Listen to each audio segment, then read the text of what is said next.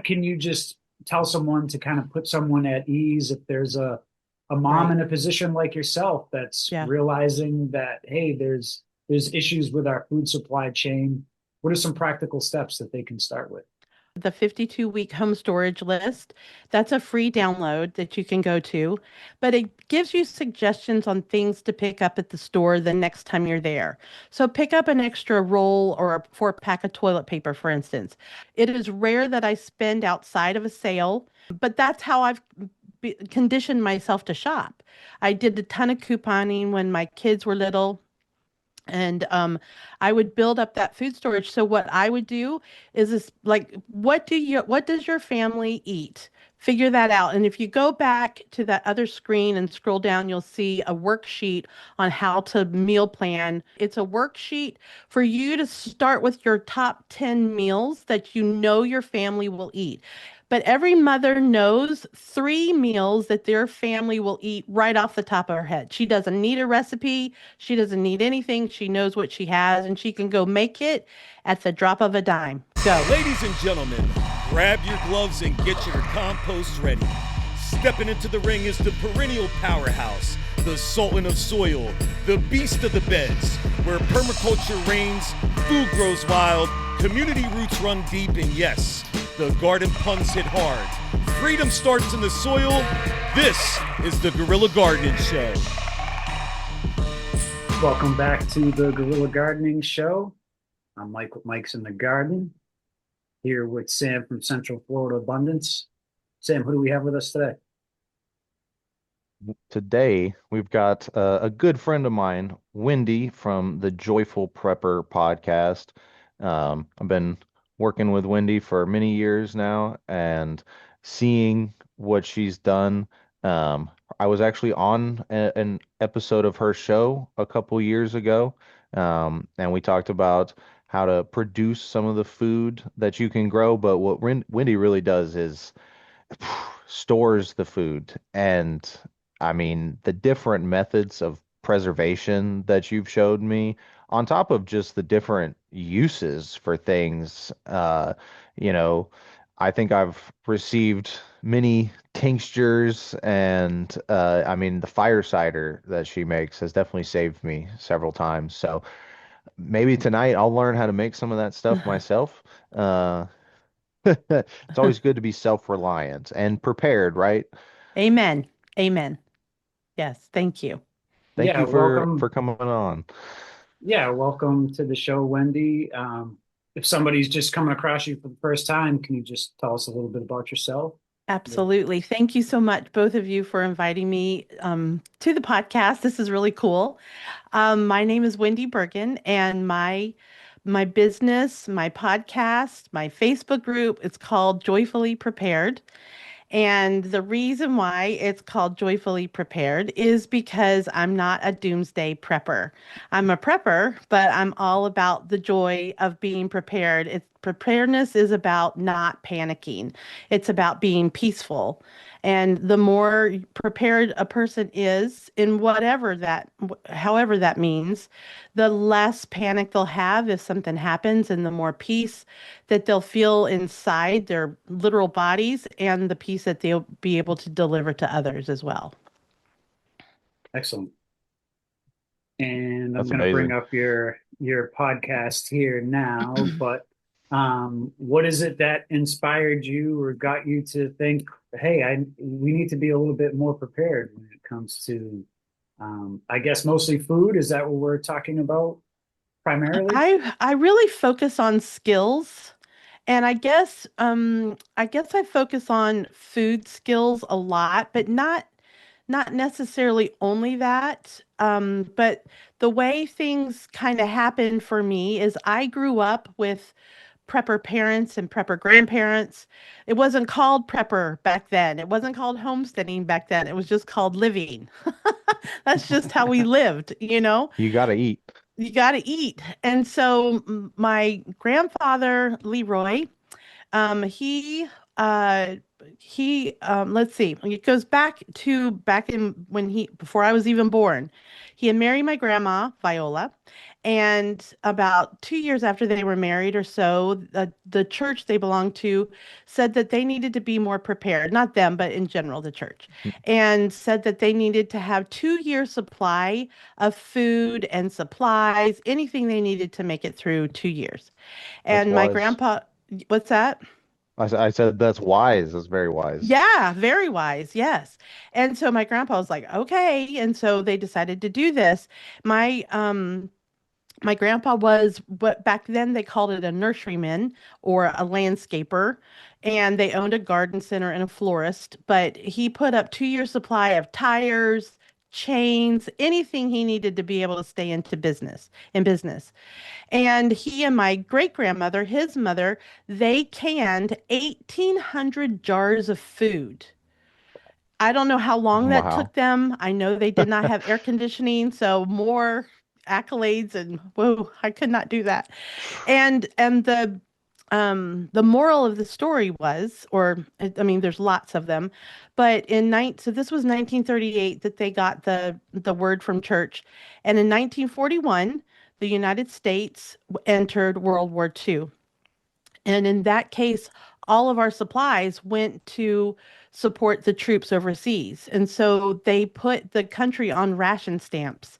So you would have to stand in line to get your cheese, to get your bread, to get any of the food for your family. You would be issued these ration stamps, depending on what the size of your family was. We But might be heading because, back to that. yeah, you're not wrong. Get prepared, Um, y'all. be prepared.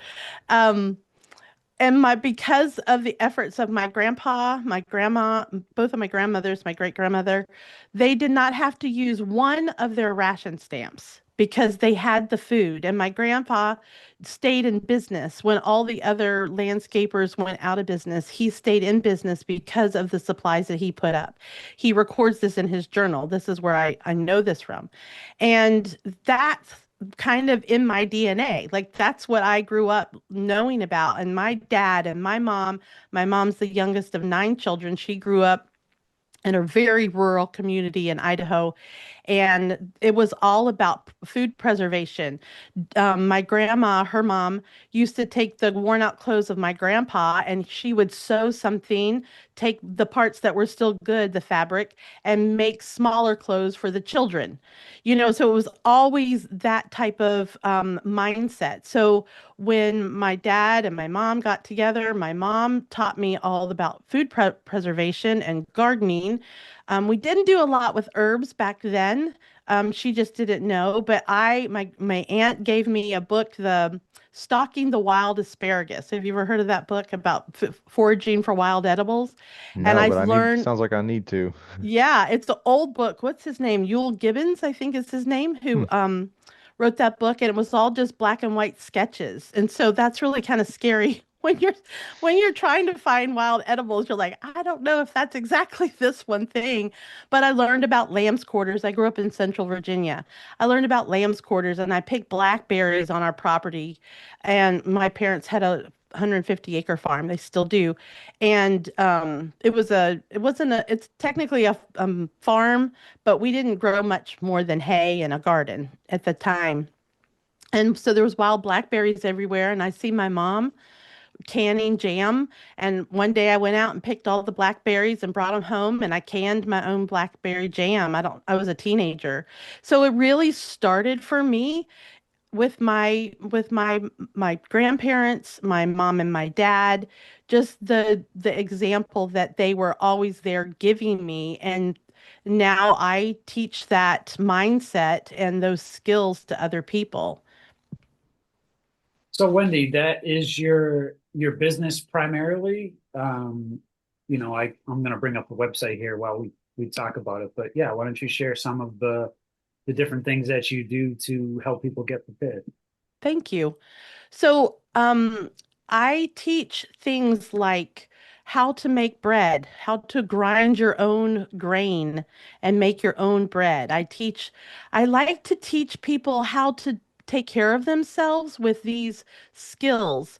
how to use beans. Dry beans are one of the best sources of protein, and they store for a really long time. So you can have this long-term food storage if you learn how to use beans. And there's not just one way to do it, but they're good for you. And my kids hate them, actually. I think I have 7 kids, and I think Wow. 5 out of 7 hate beans. And so Oh my when gosh. I know, it's like, what's wrong with my kids? But I learned how to sneak beans into food. So I would make the cannellini bean, it's a white kidney bean, and I would grind it up, like blend it up and put it into spaghetti sauce, for instance. They never knew. Oh, Hmm. They yeah, never no. knew. It thickened the sauce up, it made it full of protein and fiber, and they never knew. I would grind it into the grain when I was grinding my wheat. I would put some beans in, dry beans, and grind that in. I would make brownies using pinto beans or black beans. They never knew.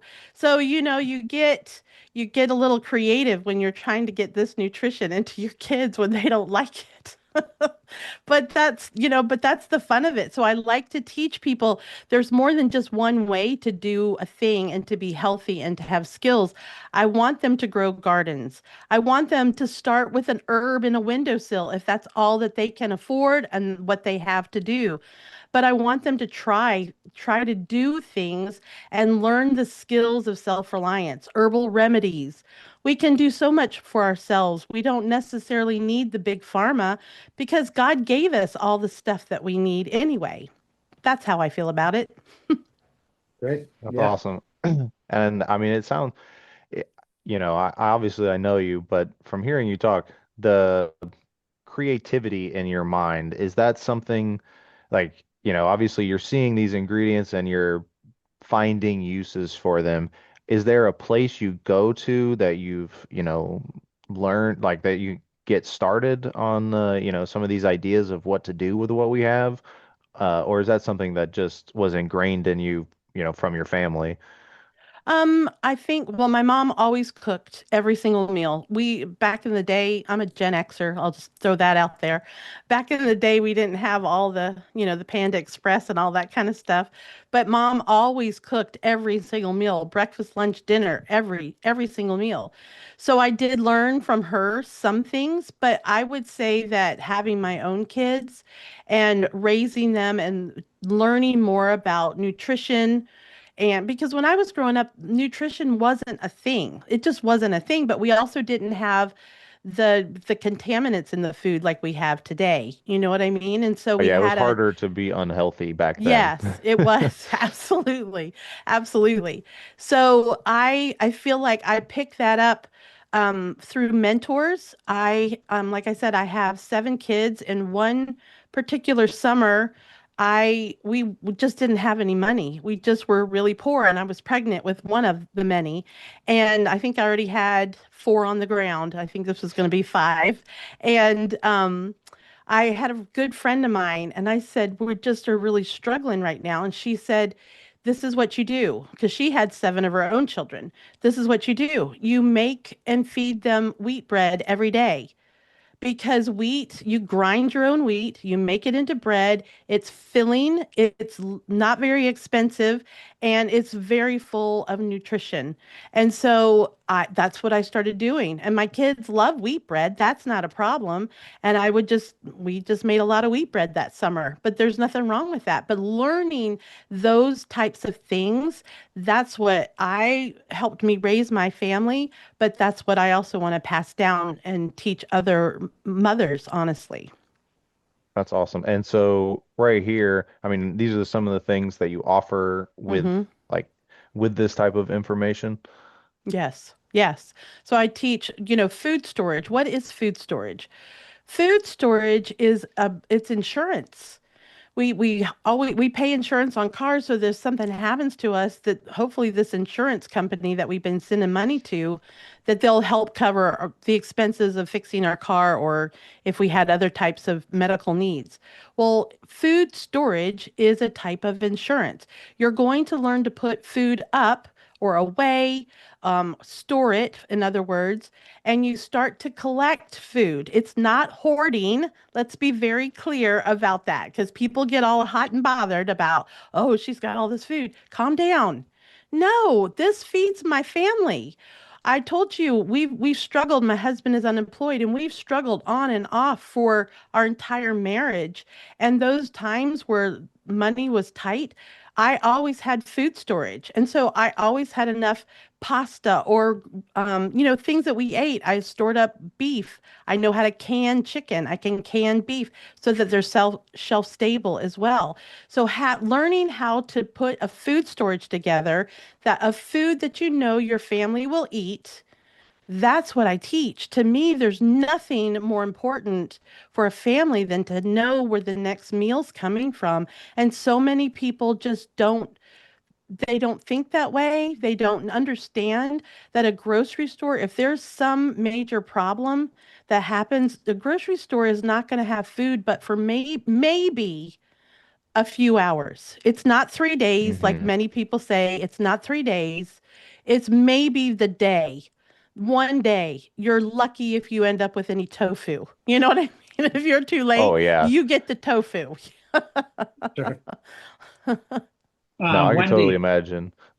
while we're recording this, the Strait of Hormuz is closed. A lot of fuel. Hmm. I think a Mm. majority of the world's fuel comes out of there. Yep. Fertilizer is produced there. Yep. And I think we've yet to see the shock waves of I agree. what's potentially coming as far as food shortages, farmers not being able to either afford fuel because Hmm. the cost of diesel has increased, or they just can't afford the fertilizer to What conveniently a timed, by the way. Yep. what a double-edged sword that is. No Yeah. fertilizer sounds great to us, but then, all the Yeah, So crops right. are gonna go. somebody who's watching this, Wendi, obviously Uh-huh. we've shared your website, but Thank you. what can you just tell someone to kind of put someone at ease if there's a mom Right. in a position like yourself that's Yeah. realizing that, hey, there's issues with our food supply chain. What are some practical steps that they can start with? Thanks for asking. If you see that image right in the middle, the 52-week home storage list, that's a free download that you can go to. And it's a little list and you can follow it, straight down and it doesn't matter when you sign up. It's not for like January 1st. You can sign up and start at any time of the year, but it gives you suggestions on things to pick up at the store the next time you're there. So pick up an extra roll or a 4 pack of toilet paper, for instance. I always talk about, and I think even though Publix is pretty expensive, their buy one get ones are pretty decent for the most part, depending on the thing. Sure. But I really only ever shop the BOGOs at Publix. I don't. It is rare that I spend outside of a sale. So, but that's how I've conditioned myself to shop. I did a ton of couponing when my kids were little and I would build up that food storage. So what I would do is this like what does your family eat? Figure that out. And if you go back to that other screen and scroll down, you'll see a worksheet on how to meal plan right there in the middle, meal planning guide. And that's a Oh, I need that. worksheet. Yeah, it's a great download. It's a worksheet for you to start with your top 10 meals that you know your family will eat. Every mother and maybe many fathers, but every mother knows 3 meals that their family will eat right off the top of her head. She doesn't need a recipe. She doesn't need anything. She knows what she has and she can go make it at the drop of a dime. Go. Ours is spaghetti and meat sauce. Like that's the first thing that comes to mind. I can make spaghetti and meat sauce. I'm a good cook, but that's the first one that comes to my mind. I always have pasta. I always have pasta sauce, or I make it myself from, canned tomatoes, whatever. And I always have ground beef, whether it's in the freezer or canned on the shelf or in freeze dried. You can start to have alternate ways of storing food as well. And I can make if I use freeze dried ground beef, I can make a sauce faster than I can bring the water to boil for the pasta. So when you start, so then you start with the one meal. And in this meal planning guide, figure that out and then work on that one meal. You want to get enough for 10 of those that one meal. No, 7, sorry. It's 10 meals.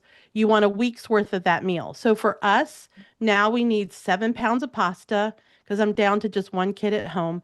7 pounds of pasta, so a pound a meal, 1 pound of ground beef, 1 jar of sauce, and that's a meal. And I can put them right there on my shelf. I can just have it.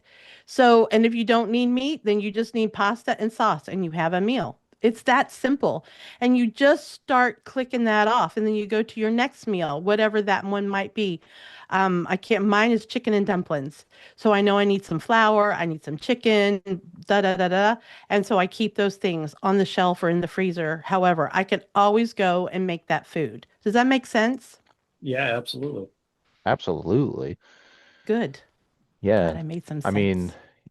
I think, honestly, I'm a little blown away by the freeze-dried ground beef. I'll probably need some more elaboration on that. It's okay. But I mean, really just that idea of having what's, in case of emergency, nobody thinks of having food in case of Right, emergency.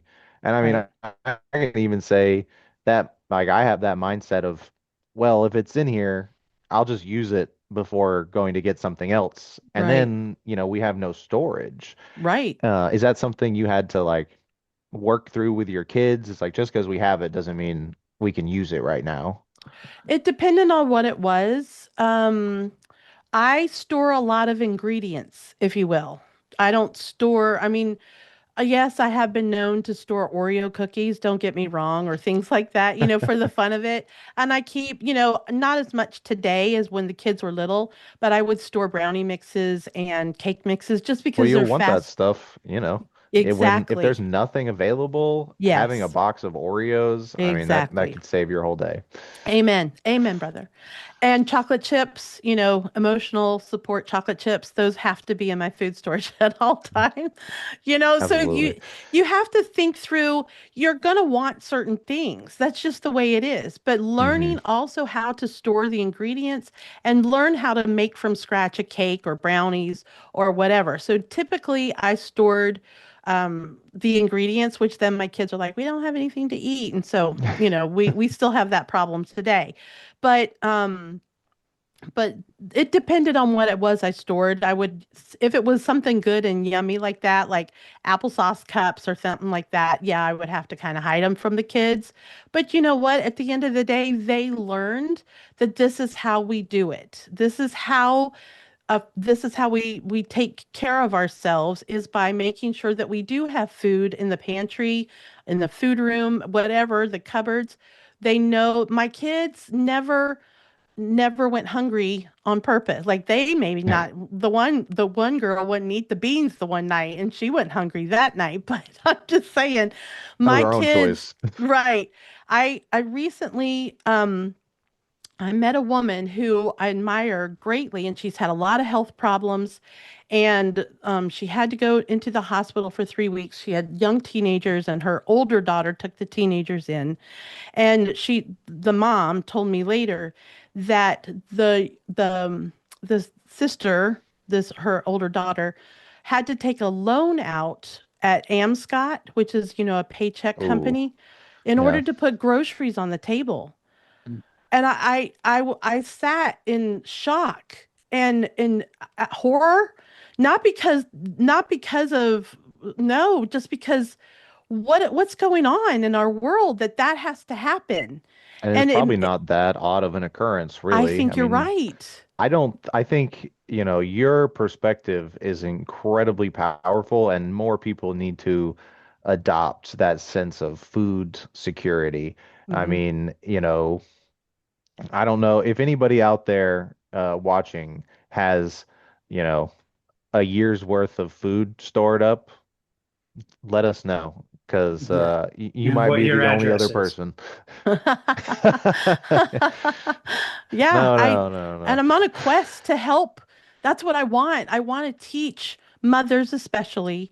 I want to teach them that beans aren't bad, that they're very inexpensive. I mean, not just beans, but you know what I mean? Like there are so many ways that Beans are you a staple, and there's so many they different are. types of beans. Like the Yes. Americans don't even No. understand. I mean, we eat like black beans and black-eyed peas, and we think we're Right. going out We're there. cultural. Yeah. Full of culture.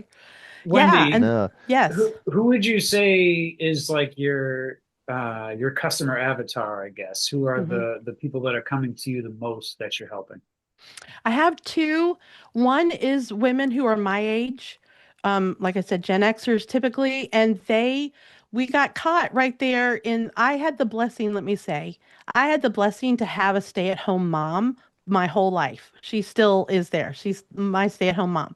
She cooked all the meals. She made our clothes. Like I always wanted to be just like my mom. I'm trying still. That'll be a never-ending goal for me. However, the Generation X generation, that's kind of redundant, but that's when the women started going to work more and more. And I'm not going to talk about any of that. I'm just saying as a fact, that's what happened. So you end up with these latchkey kids in this generation. I was excluded because, like I said, my mom was home. Um, but these women raised themselves and they didn't learn how to cook. They learned how to cook for themselves. They learned how to take care of themselves, don't get me wrong, but they didn't see the mother taking care of these things. And that is not I'm not saying anything negative. Please, people do not come after these lovely men, Wendy or me, just laying out the facts. But they do remember their grandmothers. They remember their grandmothers canning food. They remember their grandmothers doing the garden, sewing. They remember these things and have these warm feelings about their grandmothers. And they want to learn what their grandmothers did because they didn't get it in their life. And so those women are anxious to learn. And then the next group of women are these moms who are starting to raise their children now. I just got off the phone a couple days ago. Somebody actually found me on one of my podcasts. They want to buy property and they live in New Jersey, where I moved from. And she's like, I have a 1 and a 3 year old, and we want to buy property and we want a garden and we want a da da da, all that kind of stuff. And these young mothers, they want those traditional skills because they see the value and they know that it's healthier and it has more substance to it. Yeah, wow, that's great. I mean, that makes sense. It's a lot easier to be unhealthy these days. Amen. Amen. Yeah, I mean, you really got to work for it. Uh, and I mean, you know, getting these skills out here. And I see from this, I mean, it's not, I mean, we talked pretty much all about food preparedness, Mm-hmm. which makes sense because if you don't have food, nothing else really matters. Right. Uh, but I'm interested, you have a hurricane preparedness list. Yes. Mm-hmm. And I mean, as Floridians, and I mean, really anybody in the Southeast, that's something that I think everybody should have. So, what kind of things do you recommend for a hurricane prep? Well, I have my hurricane checklist and you can go and download as well. But you've got to have water. You've got to have water. You don't understand how important water is. And if you don't have water saved up, and it depends, people are like, oh, I'm only out for a couple days. Okay, I appreciate that. But there are people throughout North Carolina, Florida, all these places that have been hit by hurricanes over the years. I'm not saying today, but over the years, who have been without water for months, weeks at Hmm. least. So having water stored up and having a way to purify water, that is just so vital. Having shelf stable food. I talk about having meat canned. Learn how to can meat so that you have that protein. Learn how to always have an alternate source of cooking. A butane stove is a fantastic prep. Butane stove and a can, 3 or 4 cans of butane fuel that costs about $30 on Amazon. And it's worth having because you can cook anything on that little butane stove. That's the one, that's the stove they use on all these Food Network TV shows when they're on the counter cooking something. It's a little butane stove, and it's Huh. fantastic to have. You need to have pet supplies. You need to, if you have animals, you need to make sure you're taking care of them. If you have little children, have the diapers, have the formula, have what that child needs. You also need to understand that in case of an emergency, the elderly and the little children will not eat everything that you put in front of them. They will not eat anything that you put in front of them unless it's familiar. So you Mm. can't like slap some beans in front of them and say, "This is what we got. You're hungry enough to eat it." They won't eat it. They will not eat it. The elderly will not eat it. You need to have soft foods for the elderly, applesauce, the insured drink, things like that. And for the little children, you need to have things that you know that they will eat. It's I've done a bunch of podcasts on that, and anyway, I have a actually have a podcast, a hurricane playlist on Spotify as well. I can get you guys that link for your show notes if you want. Absolutely. Yeah, that would be great. How long have you been podcasting, Wendy? A little over 4 years. I have about 220 episodes, 218, 19, something like that. Wow. So Yeah. Sam must have been one of your first guests because I don't know if you remember this, Sam, but I first heard Sam on your podcast, and then I reached out Really? to Sam Oh, to really? come do a consultation for me. So yeah. Wow. I did not That know I that. completely forgot about that. That's I didn't want to crazy. like start the show off with that and have it be like That's a huge love cool. fest, but yeah, that's yeah, full Oh, circle here. wow. I Yeah, love that. That was 4 years ago. Yeah, that was yeah, my first summer. I had met Sam back in March of that year of 2022, and then I had him on, I think July or something like that, the first one. excellent. Yeah, just Yep, trying to get people growing something. Like you that's said, right. I really like how you started. You don't have to be an expert or the best or even good when you Mm-mm. start something. It's just about starting. Do something Yes. small and don't give up. Let those Mm-mm. small feed you. And Yes. one day, if you just keep taking those steps, you're gonna have something incredible. Wendy's front yard, when we first started, it was very hard to see the vision. Mm-hmm. We were just plugging trees in the ground. But now, I mean, 3 or 4 years later, you walk through it and there's structure, Yeah. and It's it's beautiful. productive. I love being out there every day. I'm actually enjoying picking the weeds, which is not a normal thing. Wow. I Y'all know, will because take something Sam from that. knows. What does Sam know? I don't like the hot at all. He comes And over it's and I'm so like, hot right now. and it's so hot. And so I go out and pull up all those weeds and things like that. It's easy because soil in Florida is so sandy, but I love being out there and I see the blue jays on my little bird bath, and Sam told me to get that. And I put all sorts of stuff that in this week that Sam doesn't know anything about. But I put Hey, 10 daylilies all around the edges of it. And oh I wow. just am having such a good time now. And I've killed so many things. Sam knows this. I've killed a whole garden, like so many things because I wouldn't go outside.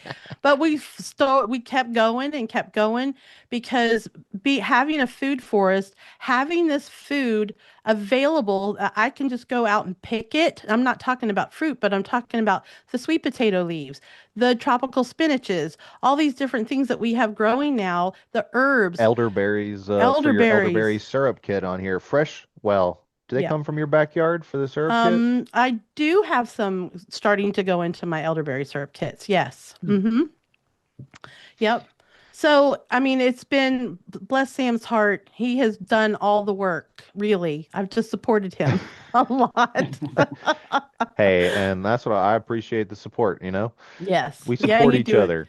you It's a do such a great job. reciprocal, you keep me going. And I mean, you guys have given us so many gifts. We like to swap Mm-hmm. knowledge Mm-hmm. constantly when we're Yep. together. It's all just about building the community out here. And, Yes. one day I'd love to see a food forest tour up on your page that you're offering, taking people through and showing them what you Yeah, got. that's a good idea. That's a good idea. I'll have to have you over because I forgot what we planted. I'm like, I did it with my mom. I did a video for my mom. I'm like, and that I Oh can't no, remember what tree that is. Sam knows. I'll have to have him tell me. we're gonna have to label stuff out there. I know. I have to put it out there. But it's been so fantastic and just start little.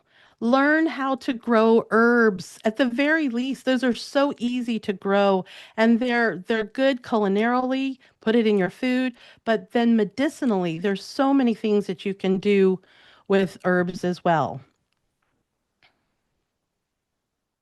Awesome.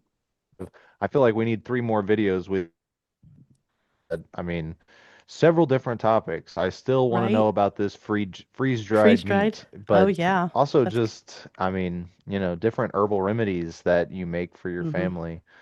Yeah. Well, Next. how about we do this? Because I feel like this is going to be a really great episode that does get a lot of attention. So I think what we should do, Wendy, is um, a month from now, a couple weeks from now, however long it takes us to get this set up. Sure. Um, let's try and schedule, maybe one or two different um, Absolutely. videos where we Yeah. can get into some different topics and really dive deep into some of the different things that you have tremendous skill at. I would love that. That's so kind of you. Thank you. We got about 1 minute left, Wendy, and Okay. I can't believe it. It went by that fast. That means That we were talking fast. about some really great stuff. Yeah. We've Yeah. got the website here. Well, this is your link tree. We Yep. do have your website was over here. Yeah, here's Yep. your website. hmm What's the best place for somebody to reach out to you? You said you had the Facebook group. I do have a Facebook group called Joyfully Prepared. You can go there, or just here on my website, joyfullyprepared.com, reaching out to me that way. My again, my podcast is labeled. It's Joyfully Prepared is the title, but it's also called Homesteading Made Simple. And I talk about the different homesteading skills, but I also talk about abundance mindset. I talk about learn how to learn skills and, just to be joyful about things and know that every little moment you make, every time you try